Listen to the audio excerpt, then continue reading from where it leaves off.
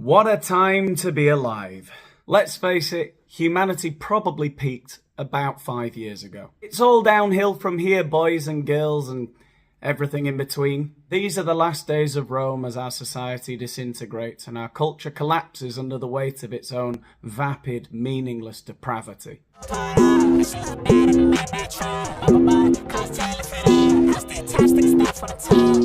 Madonna's a whore. But just as Nero fiddled on as Rome burnt to the ground, which historians now believe was caused by global warming because the peasants were driving too many cattle, I too will play on by making YouTube videos. I really don't know where to start with these videos.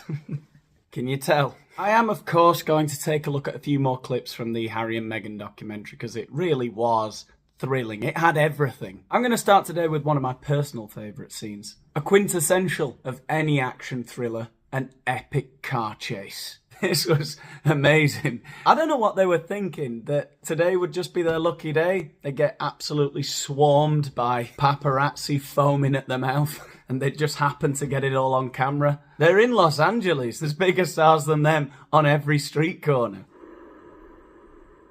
Do we have that pap on the scooter again? Yes, ma'am. Oh, we do? Really? Same guy? Same guy. And for God's sake, don't let us see the pap. Why have you even got the camera there? Just take your word for it. Pap on the scooter.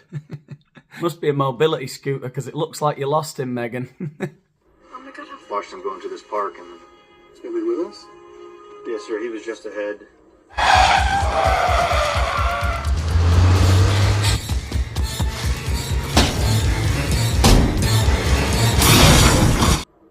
There's a lot of people who think.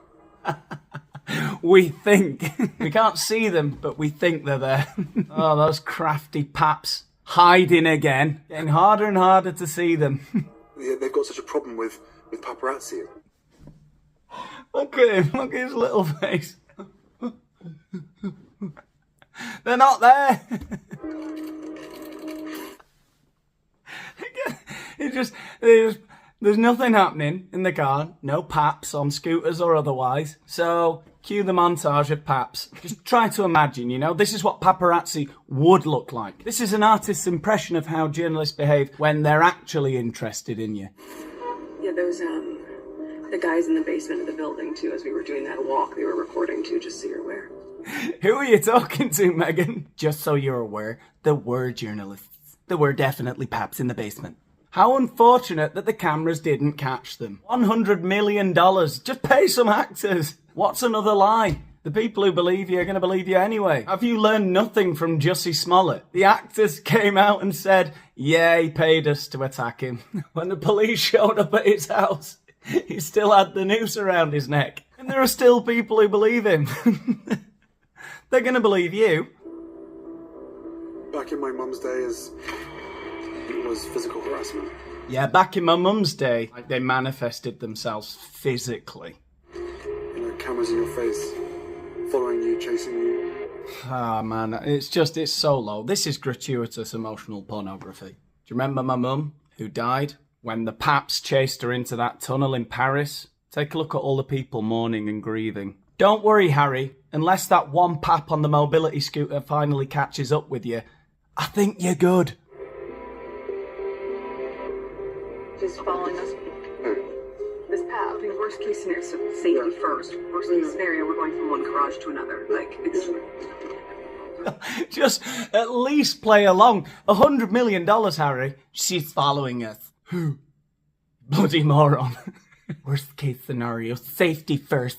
It's from one garage to another. Fucking engineers working in Colombia are in far more danger than these two idiots. Paparazzi still harass people. Paparazzi still harass people.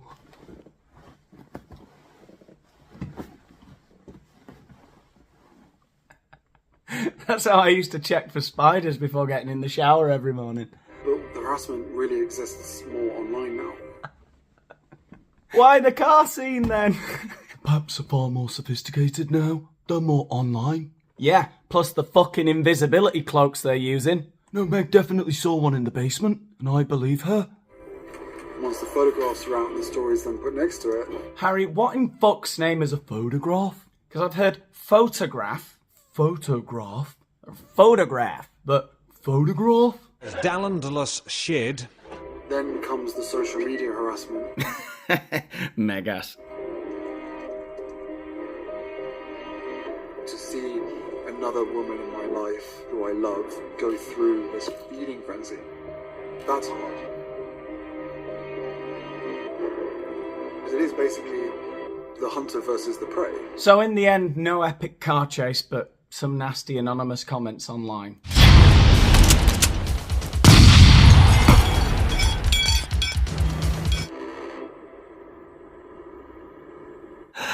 I think we lost him. Hey! Thank God.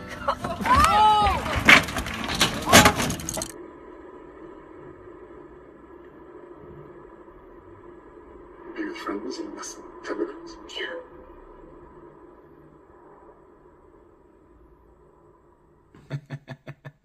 So that was the epic car chase. Then there's a load of weird scenes in the second episode where she's with her mum and she makes out how she was brought up in this black area of Los Angeles. I was listening to an interview with her older half-sister the other day who said she grew up with them, with their dad in Hollywood, and that she saw her mum at weekends, sometimes alternate weekends, not even every weekend, when she got older. And that her dad paid for all of her schooling and all that stuff. But he's kind of airbrushed out of this documentary, which is really weird. But it kind of makes sense, you know, it's probably a better story to go with the rags to riches version, you know. She grew up in a poor black area of Los Angeles rather than, you know, going to private school in Hollywood. Growing up on the set of sitcoms that her dad was working on. No, she had to live on salads at Sizzlers. But then Meghan was kind enough to share a bit of insight with us into what it was like growing up as Meghan. I was a big nerd growing up. This is like an important part that people don't understand about me. Like, I was not the pretty one. Yeah, see, this is very, very difficult. I'm sure you'll all find this really, really difficult to wrap your little minds around. The thing is, when I was young, now, bear with me, right? When I was young, me, right? I was not, I wasn't the pretty one. I really wasn't. I was a nerd. No, really. No, I know you don't. Honestly, I wasn't the pretty one. Like, really. No.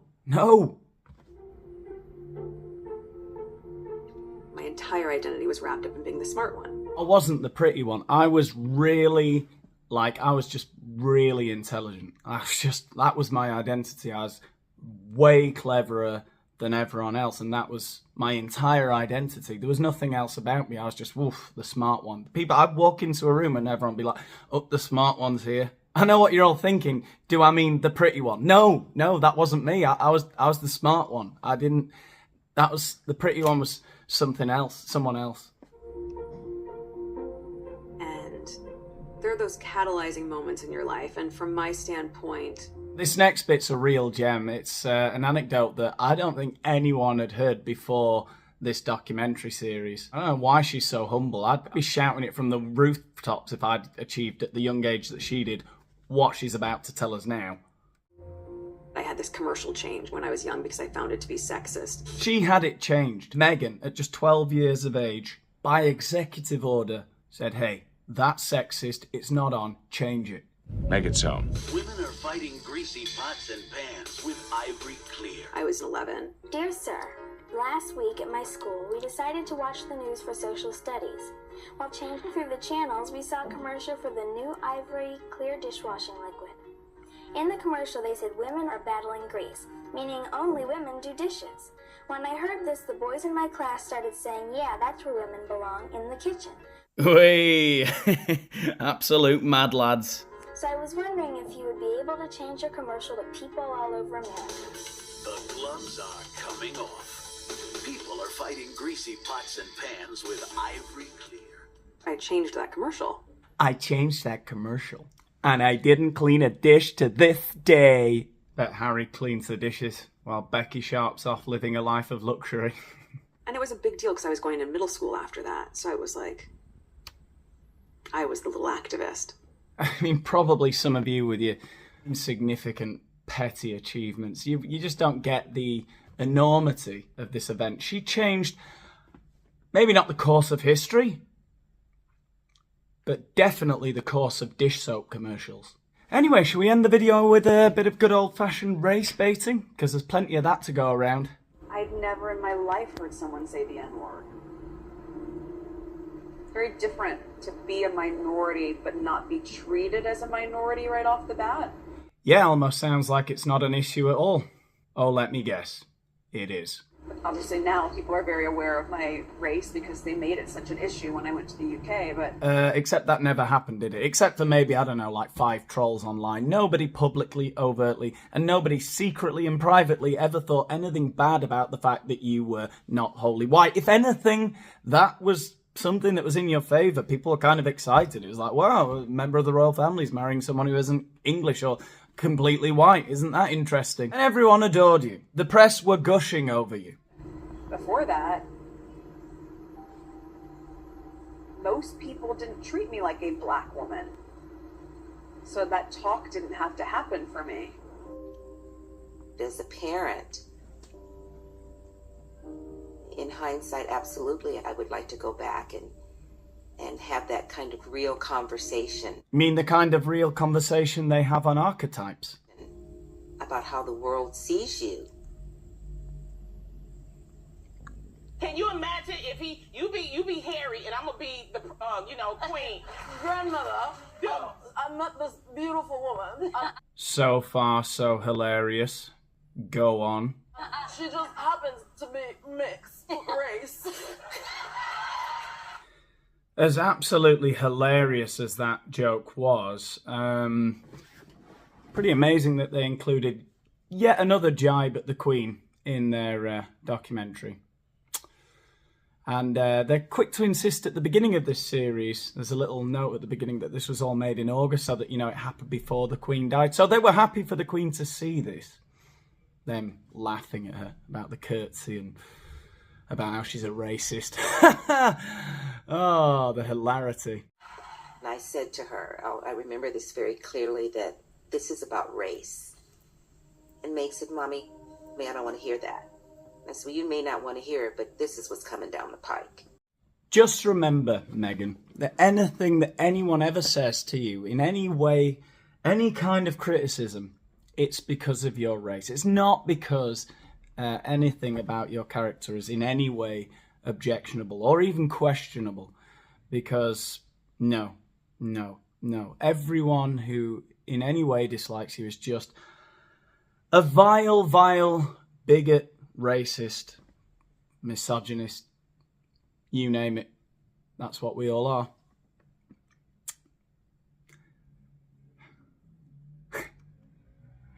You couldn't be more narcissistic if you tried.